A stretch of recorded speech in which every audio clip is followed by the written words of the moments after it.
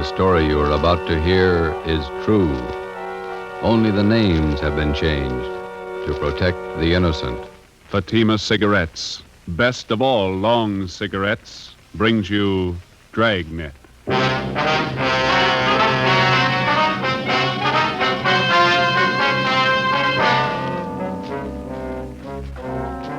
You're a detective sergeant. You're assigned to homicide detail. A confessed murderess is paroled from the state prison for women. After 7 months, the parole office loses contact with her. Your job, find her. If you want a long cigarette, smoke the best of all long cigarettes. Smoke king-size Fatima. Fatima is the long cigarette which contains the finest Turkish and domestic tobaccos superbly blended to make Fatima extra mild. And that's why Fatima has a much different, much better flavor and aroma than any other long cigarette. That's why Fatima has more than doubled its smokers coast to coast. So enjoy Fatima, the best of all long cigarettes. It's wise to smoke extra mild Fatima. It's wise to smoke extra mild Fatima.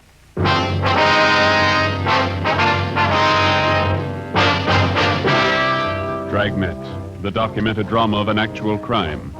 For the next 30 minutes, in cooperation with the Los Angeles Police Department, you will travel step by step on the side of the law through an actual case from official police files. From beginning to end, from crime to punishment, Dragnet is the story of your police force in action. It was Thursday, March 9th. It was foggy in Los Angeles. We were working a day watch out of homicide detail. My partner's Ben Romero. The boss is Thad Brown, chief of detectives. My name's Friday. We were on our way back from the state building, and it was 2:45 p.m. when we got to the city hall, room 29. Handwriting analysis. Want to have a seat, Fred? Okay, thanks. I'll see if Don's around. Maybe in the back room. All right. Don Meyer. Don, you here? Yeah, come in just a minute. Oh, hi, Ben. Got a quick job for you, Don. Can you spare a few minutes? Think so? Hi, Joe. Didn't Hi. see you. I'd like to have you meet Fred Galloway, state parole. Fred, this is Don Myers, our handwriting man. How I are know you? you. Got a couple of signatures here. I'd like to have you check them now if you can. No, I can try. Let's see what you got. You want to show them, Fred? Yeah. These 3 sheets here, Don, marked November, December, January. I'd like to know if the signatures on them compare with the signatures on these 2 here. They're marked February and March. Let me see. Thanks. Mm-hmm. Yeah, well, it shouldn't take long. Why don't you fellas have a seat, huh? Yeah, okay. How's this thing shape up, Fred? You figure that the Johnson woman's jumped her parole? Got me. I don't know what to think. How long's it been since you got out of prison? Well, let me check you out on the details. I got the dope right here. All right, fine. Annie Marie Johnson. She was sent up for a life term, 1933. Murdered her husband, John. Shot him to death. Started appealing for parole 1940. Finally won it May 14th last year. Paroled into the custody of Mrs. Laura Jean Muller. Mm-hmm. Where does this Mrs. Muller live? Down Wilmington. Old friend of the Johnson woman. She fought for 10 years to get her released from Tehachapi. Have you been in touch with Mrs. Muller lately, Fred? Only by mail. We've been sending her monthly report forms all along. She's the person that Annie Johnson was paroled to, so the form has to be filled out, then signed by Mrs. Muller and mailed back to me. Yeah, I know. And that's where you figured that something was wrong. Well, we got the February and March reports back from her on time, all the usual questions answered properly, and it was the signature. Writing didn't look like Mrs. Muller's at all. You think the Johnson woman is faking the signature? Maybe. Tried to contact the Muller house half a dozen times the past couple of days. Nobody home. There you go, man. You got it? Yeah. Let me see. These 3 here, November, December, January, they were signed by the same person. Yeah. Signatures on the February and March reports. They're pretty bad imitations. One person signed these 2. Another person signed these. No match at all. Well, then the signatures on the last 2 reports were forged. I'd say so. She went up for murder. That's your department. You want to run it down? Sure. What's it add up to? Could be a lot of things. Could be nothing. Annie Johnson ought to know. Ben and I checked out of the office and drove down to Wilmington. We located the home of Mr. and Mrs. Joseph Muller on Seaboard Drive, just off Anaheim Street. It was an old-fashioned 2-story house set back on a big corner lot along with plenty of shrubbery. It was a faded gray with lots of Victorian gingerbread hung all over it. Fancy carved gables, carriage driveway with hitching posts and pieces of thick colored glass set in some kind of a design in the window of the front door. Out in the harbor beyond Terminal Island, you could hear the foghorns.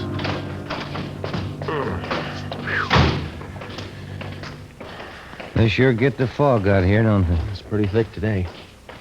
My aunt used to live just above here, Grant Avenue. Oh, uh-huh. Couldn't take the fog, so she moved out the valley. Garden could stand some taking care of. Yeah, weeds are doing fine. Want to try it again?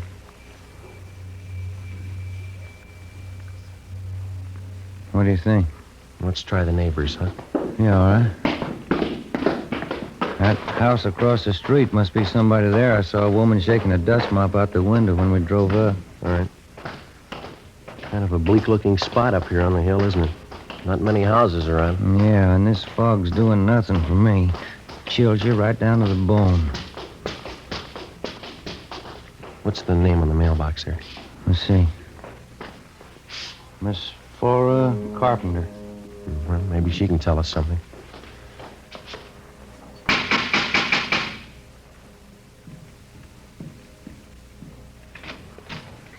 Are you the sewing machine man? No, ma'am. We're police officers. Like to ask you a few questions. Oh, I'm sorry. I thought you came about my singer. No, ma'am. I can't do any more work on my peasant skirt until the machine's fixed. And it has to be done by Saturday. Our folk dancing group's having a big jamboree Saturday night. Will you step inside? Thank you.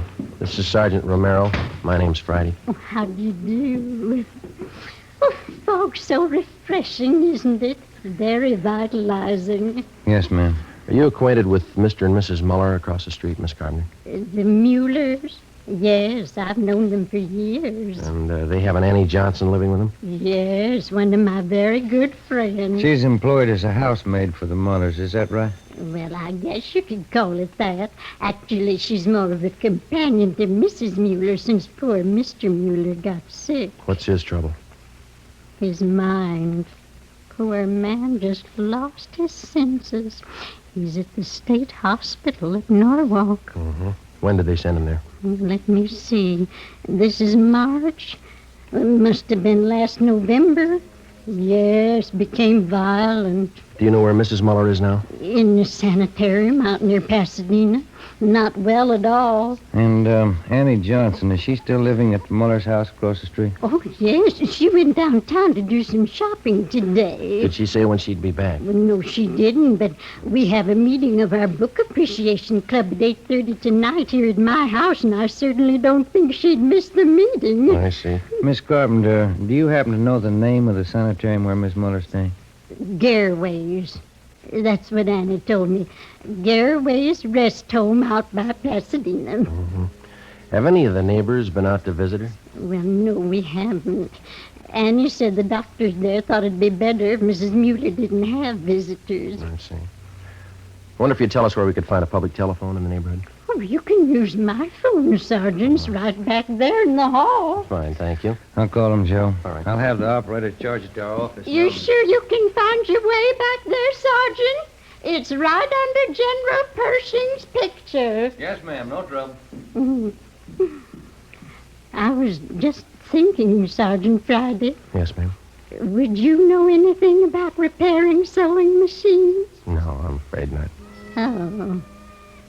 Well, Fluffy, there you are. This is Annie Johnson's cat, Sergeant. Isn't he simply gorgeous? Look at that fur. Yes, ma'am. It's a nice cat. Genuine Persian. Annie brought him with her when she came to live with the Muellers. Did Mrs. Johnson and Mrs. Muller always seem to get along fairly well together to you? I mean, no arguments? Oh, I know Annie's the easiest person in the world to get along with. All us girls in the neighborhood just adore her. Joe. Did you talk to sanitarium? Yeah, I double-checked the name. Yeah? Mrs. Muller's not there. They never heard of her. Ben and I left and interviewed some of the other people in the neighborhood. They all had the same high opinion of Annie Johnson as Miss Carpenter did. They all had the impression that Mrs. Muller was under doctor's care at the Garraway Rest Home in Pasadena. Annie Johnson told them so. We found out that Mrs. Muller had one other living relative besides her husband, a niece, Lorraine Muller. She lived out on Norwich Drive in Beverly Hills. 5:30 p.m. Ben and I drove back to the office and made a spot check of every private rest home and sanitarium listed in the Los Angeles area. Mrs. Muller wasn't at any of them.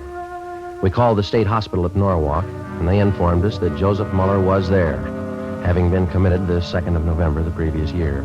He was critically ill. We put in another call to the Muller home. Still no answer. 6:15 p.m. We drove out to Beverly Hills to the home of Mrs. Muller's niece, Lorraine. She was a tall, good-looking girl with blonde hair and a bad cough. I don't think I can help you, Sergeant. I moved out of my aunt's house 3 months ago. I haven't seen her since. Were you staying at the house when Annie Johnson came to live there? I was raised in that house. Mother and Dad died when I was a baby, and Uncle Joe and Aunt Laura took care of me. They're wonderful people. Would you mind telling us why you moved? I don't mind. Everything was fine until Annie Johnson came. I didn't get along with her. We fought all the time. Oh, is that so? I don't know why. I just didn't like her. When Annie moved in, she took over the whole house. What's the connection between your aunt and Mrs. Johnson? Any blood relationship there? No. Annie was a school chum of Aunt Laura's. When they sent her to prison for killing her husband, she wrote for help. And your aunt helped her? She worked for 11 years at it. I don't know how much money she spent. Lawyers, you know. Yeah. She finally got Annie parole. And then she took Mrs. Johnson on as a housekeeper, is that right? Yeah. She never did any work. She acted like she owned the house. Like my aunt and uncle owed her everything they'd done for her. When's the last time you heard from your aunt? It was a few months ago, around Christmas time. I called her up to wish her a Merry Christmas. You have no idea where Mrs. Muller might be now? Some friends that she could be staying with, maybe? No. Aunt Laura only has a few friends. They all live in the neighborhood. She's not in the habit of going off without telling anyone, is she? No, never anything like that. I don't understand it. Something must be wrong. Annie, do you think she's done something? Do you? No, she couldn't have. She owes everything to Aunt Laura. Her freedom, a good home, nice clothes, money. Everything my aunt could give her. Some people are like that. If it's free, they never get too much. Before we left Lorraine Muller's house, we got the name of her aunt's lawyer. We had dinner at a lunch counter on La Cienega, and then we drove back to Wilmington to the Muller house. Lights were burning in the front windows. The fog was thick now.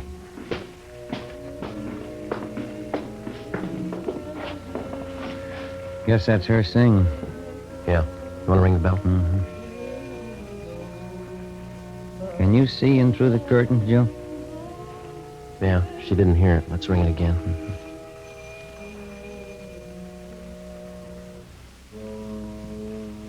There, here she comes.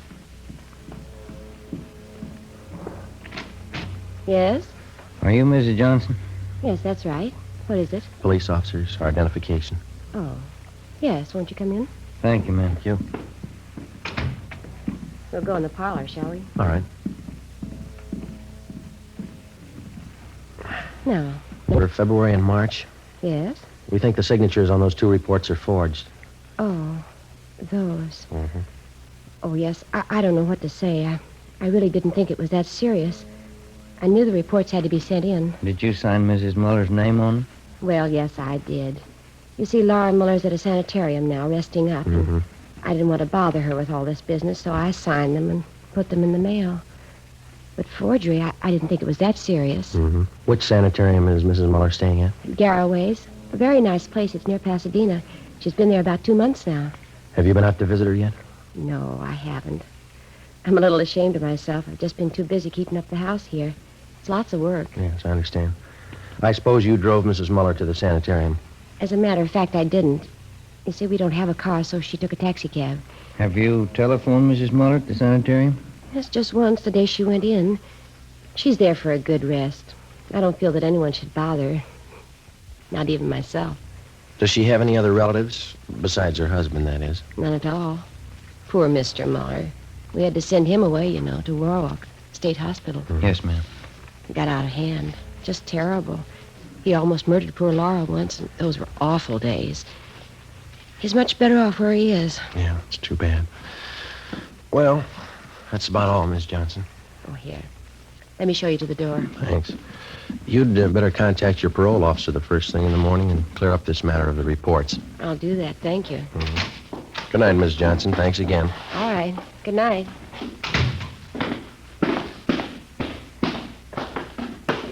What time you got? 20 minutes after 8.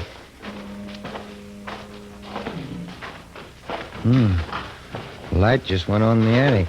Yeah. What do you think? We better go take a look around. What do you think we'll find? I don't know. Maybe a reason for some of those lies she told us. 8:35 p.m. Annie Johnson left the house and crossed the street to Miss Carpenter's place. In the Muller house, in a small desk in one of the rear bedrooms on the first floor, we found a file for Mrs. Muller's business papers. In the file, we located 3 of her insurance policies. There was one for $5,000 and 2 for $3,500. Each policy had a rider attached, changing the beneficiary from Joseph Muller, the husband, to Annie Johnson. $12,000 worth of insurance. Yeah, let's get them back in this folder. Did you get the policy numbers? Yeah. What's this? Let's see. Phone bill. Light bill. Here's one. Labor bill. $1 an hour paid to Tom McCrae, charged to Annie Johnson. Let's go. Yeah, I want to get this address here. Tom McCrae, East Jefferson. There's her cat. Yeah, let's go see what we can find upstairs, huh? It's a pretty cat. We went upstairs to the second floor of the house and searched the rooms. We went up another flight of stairs to the attic. For a full half hour, we searched through dozens of corrugated cartons crammed with souvenirs and picture postcards. Joe, come here. Yeah. Take a look. Wrapped in newspaper. 3220 Colt. 3 empty cartridges. We got a gun and we got a suspect. Those insurance policies could be the motive. Let's pray to God there's no victim.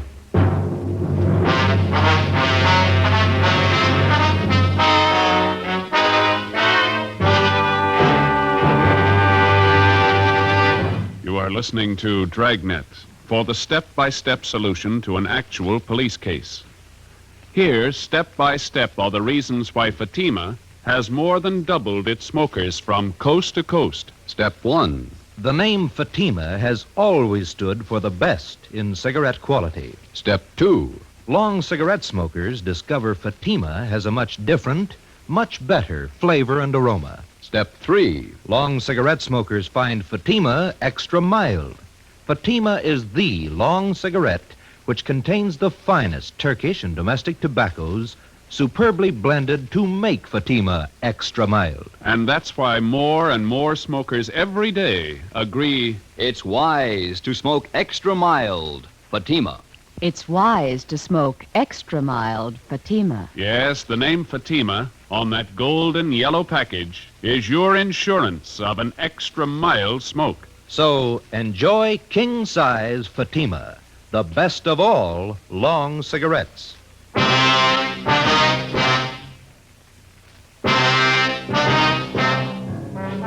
10 p.m. An immediate stakeout was placed on the Muller residence in case Annie Johnson made an attempt to leave during the night. Ben and I took the gun that we'd found to the crime lab for analysis. The next morning, we checked with the Muller's family attorney. He had no idea as to the whereabouts of Mrs. Muller, but he told us that about 3 months ago, she'd ordered him to draw up a new will for her. Under the new provisions, Annie Johnson was to be the sole heir of the Muller house and property, plus an additional $1,500 in bonds. Friday, March 10th, 11 a.m. While Ben checked with the insurance company, I met with Captain Elliott of Homicide. You got everything but a victim, huh? Where are you looking? We'd like to shake down the Muller house again before we look anyplace else. Didn't have a chance to give it a thorough going over last night. You're sold on the idea it's a Johnson woman? Looks like it. Sure it couldn't be a freak disappearance. No, sir, not in my book. Annie Johnson's got some big reasons for lying to us. I'd like to find them. How do you figure on doing that? Well, if we could pull her in and question her, just to get her away from the Muller place, I'd like to take a detail of men out there and shake the house from top to bottom. Just checked with the insurance companies that issued Miss Muller's policies. Yeah. And we got it right. Annie Johnson gets the door if Mrs. Muller dies. Oh. Something else. The changes in the policies were made during the last 2 months at her home. It doesn't jive. Why not? Well, Annie Johnson told us that Mrs. Muller's been in the sanitarium for more than 2 months. Here's a capper, Joe. What's that? Gil and Cenas went out to State Hospital at Norwalk to talk to Mr. Muller. Yeah? Joseph Muller died at 8 o'clock last night. Death from natural causes. What's that prove? Wait a minute. When Joseph Muller was committed to the institution, Annie Johnson figured prominently in that commitment. She had a lot to do with sending him away. Didn't take any chances, did she? Annie Johnson is left with the house, the bonds, and the insurance money. She had all the answers. Yeah, all but the right one. While Captain Elliott called in Annie Johnson and questioned her, Ben and I, together with a detail of men from homicide and Lieutenant Lee Jones from the crime lab, drove out to Wilmington and started a thorough search of the Muller house. We took it floor by floor, starting with the attic. By 4 o'clock that afternoon, we had searched the attic and the second floor completely without finding any additional physical evidence. 5:30 p.m., still nothing. The fog was coming in thick now. Captain Elliott called and said the Johnson woman was on her way home. The search went on. Anyone check the cellar yet? Let's give it a look, huh? Okay. Joe, come on down. Lee's with me. We're checking some stains. What do you got, Lee? Picked up this line of stains here, Joe. They run down from the top of the stairs. Pretty faint. Let me see. Mm-hmm. Try a few drops of benzodine, see what happens. Okay. Let's have a look around, Gil, see what we can find. There's no lights down here. You'll have to use your flash. I got one. Well, not much of anything, is it? I guess they use the attic for their storage place. Yeah. Wait a minute. Put the light over this way, will you, Gil? No, in the corner. That's it. See something? I don't know. Yeah, have a look here. New patch of cement. Looks pretty new alongside the rest. Yeah. There's a sledge and a couple of shovels back in the garage. Get them, will you? Yeah. Joe, Yeah. stains turned blue. It's blood. Lee Jones took some sample scrapings and went back to the crime lab to give them a precipitant test to determine if the stains were made by human or animal blood. We broke away the patch of new cement work in the cellar and we began digging. 6:30 p.m.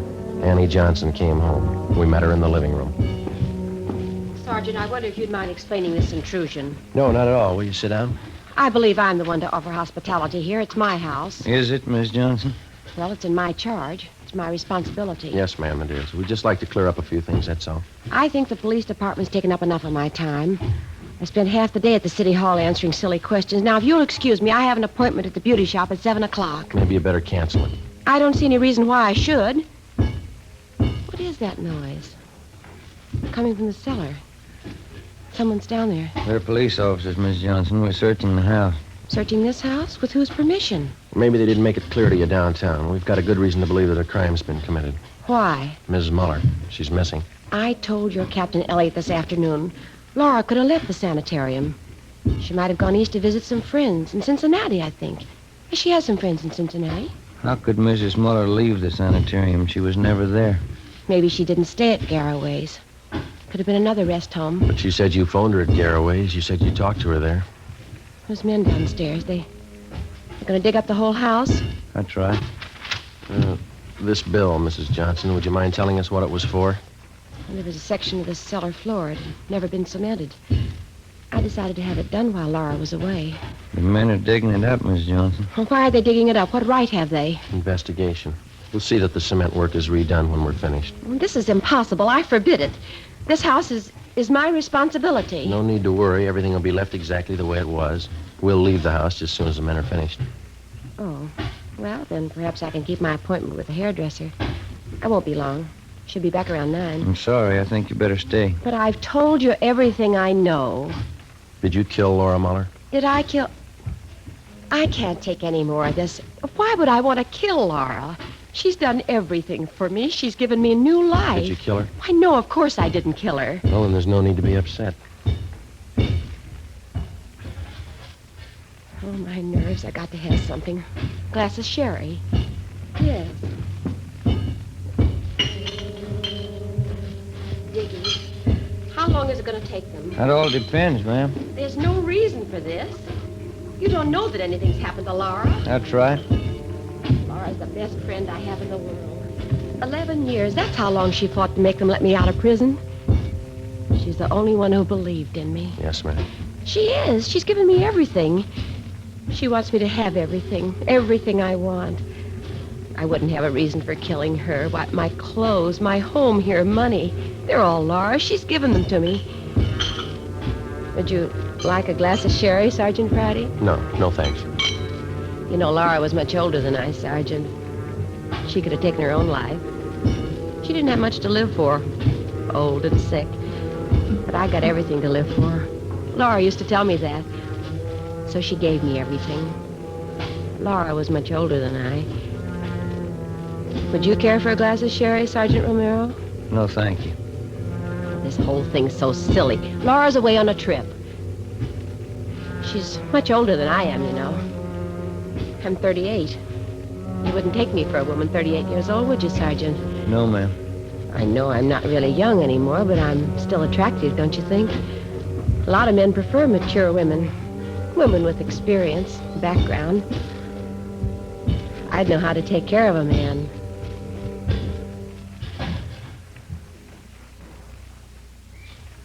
Joe. Yeah.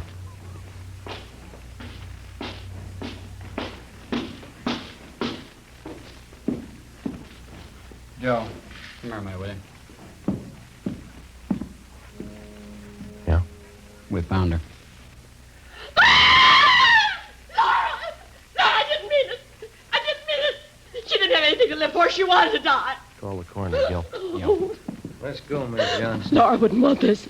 She knows I didn't mean it. She's the only one who knows what I went through. Years in prison. Laura understood me. She gave me everything. Yes, she did. Ask anybody. They all know how Laura felt about me. Ask anybody. We can't ask her.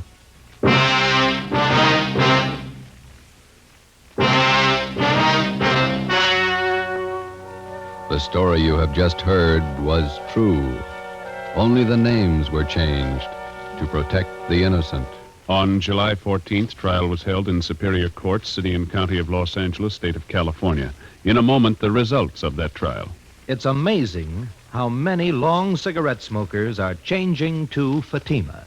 Here is the actual report. From coast to coast, king-size Fatima has more than doubled its smokers. Yes, more and more smokers every day are discovering that Fatima is the best of all long cigarettes. Long cigarette smokers find Fatima has a much different, much better flavor and aroma.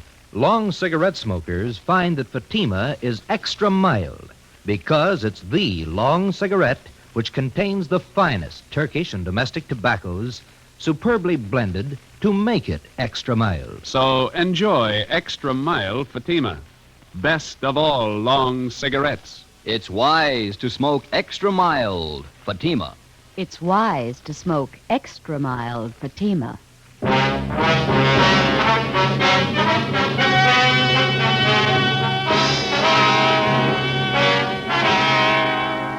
Annie Marie Johnson was tried and convicted of murder in the first degree.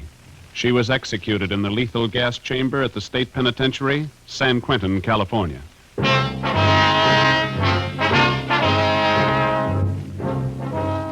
You have just heard Dragnet, authentic cases from official files. Technical advice for Dragnet comes from the Office of Chief of Police W.A. Wharton, Los Angeles Police Department. Dragnet wishes to thank the editors of Radio Television Life magazine. They have judged Dragnet the outstanding new program of the past radio season.